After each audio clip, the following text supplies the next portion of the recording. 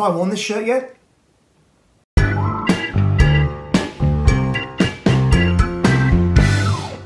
It's a beautiful, magic morning out there. It's been a bit wet, but a rainbow is starting to form. Spring has sprung.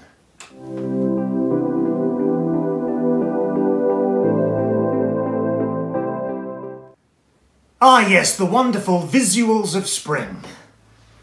Welcome to the show from Paper Magic. What do they taste like this week? What magicalness do they taste like this week? Let's have a taste, shall we taste? Let's taste, shall we? I'm getting Crown Jewels by Supreme.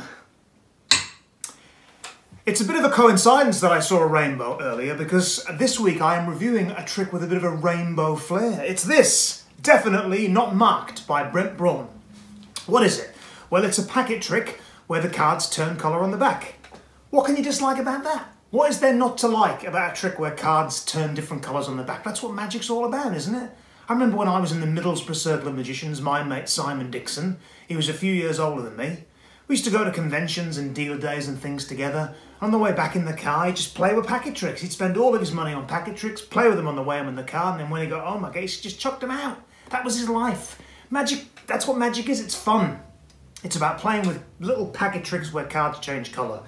And this is no exception. You can have a lot of fun with this trick. Definitely not marked by Brent Braun. Brent Braun invented that wonderful new wallet that's on the market. The FPS. The FPS wallet, which I reviewed on the show some time ago. Or I didn't review it yet, because I've got no idea when they go out. I'm about 2 or 3 or 4 ahead. I'm as ahead as a Christian Matrix routine with this show. Well, here it is. It's definitely not marked. It's a packet trick. The cards change colour. And people love that. People love to see cards changing colour. People love to see different colour backs. Because most people are only aware of red and blue cards. In fact, people, do they even know about red and blue?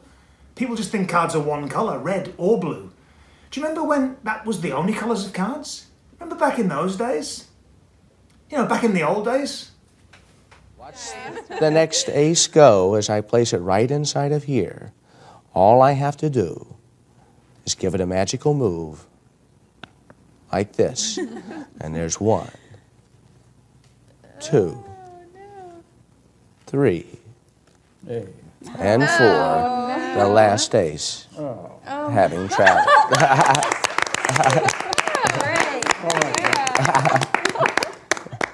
Yeah, back then in the old days when cards were red and they were blue.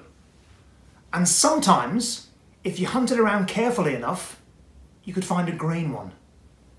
Remember the green one with Santa on it? Yeah. And you'd go, it goes from red to blue to green. And a person would go, oh look, there's Santa. It's not even Christmas. You go, no, it's not about Christmas. It's not about Santa. It's about green. Look, it's changed to green. And they'd say, but look, it's Santa. And you'd say, forget about Christmas. Forget about Santa. And all the kids would start crying. And oh, that was a terrible show. Anyway, I got over it, and they started releasing more colours on cards, didn't they? I remember reading The Complete Works of Derek Dingle, and he's got a trick in there where he goes, where Richard Kaufman says it turns from red to blue and then another colour, maybe yellow. What? Yellow? I thought. Cards? Yeah. Yellow on the back. Yeah. Playing cards? Yeah. Wow. A time before coloured backs. A time before coloured television. A time before colour. This is a great trick by Brent Braun. It's a lovely packet trick. So look, without further ado, let's just zoom in a little bit and I'll give you a quick performance demo of it. It's definitely not marked by Brent Braun. Well, I've got 4 aces here. It'd be a great hand to deal yourself in a game of cards. And you could probably do that if the cards were marked. And what I'm going to do is I'm going to show you how they used to do that. I'm going to talk a little bit about the development of how people marked cards. You know, hustlers, card scammers, people like that. They'd mark cards in different ways. Years and years ago, the first marking methods were done with what they called daub. They'd daub the card. That means they'd rub a bit... Ladies would get a bit of lipstick on their fingers and they'd daub the back of the card. You know, they'd just rub a little bit of sort of pink lipstick on the back of the card. And you'd end up with a little bit of daub. It looks like that. Now, you may notice there that that card is slightly a different colour to the other one. It's a bit of pink. There's a little tiny bit of pink in that one because of the lipstick daub, right? But people cottoned on to the old lipstick daub, and then so they came with this new method for marking cards. The guys would like rub a little bit of blue off the old Levi jeans, and it was called blue hue. And they'd rub a little bit of blue hue on the cards, and you'd end up with a card that was a little bit blue, and that was a bit easier to see in terms of the marking process like that. So that's that Ace of Hearts there. And then people cottoned on to that. So a little bit later on, scammers invented this thing where they'd rub on the mat, the card mats, or the green card tables that they were using like this. And in case that wasn't enough, they would also nick the side of cards. They'd tear a little tiny corner out of the card so they would know what it was.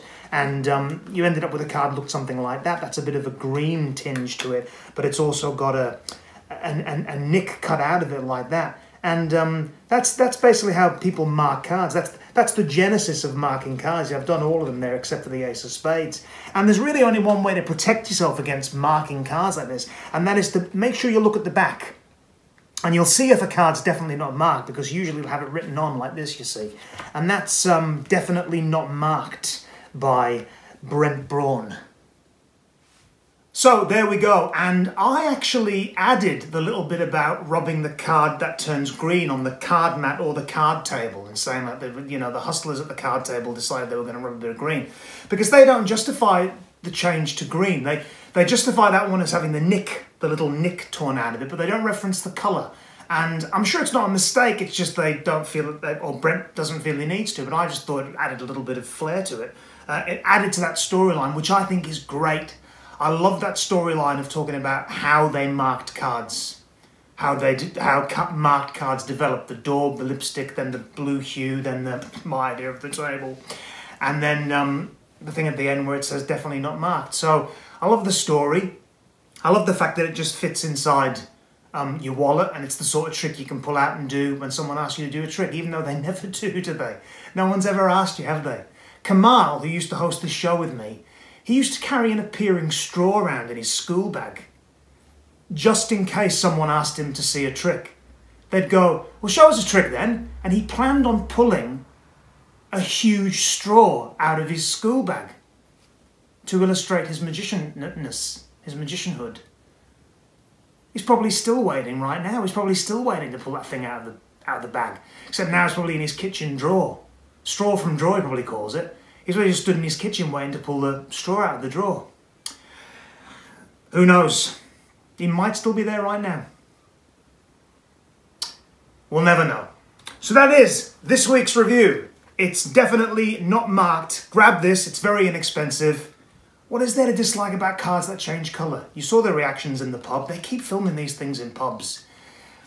I tell you what, they could do with going a bit closer with the performance views and angles, because you can't really tell what's going on. So I'm glad I did that for you there. Brent Braun, definitely not marked. Cheers, and I'll see you next time. Ooh, it tastes like coloured cards.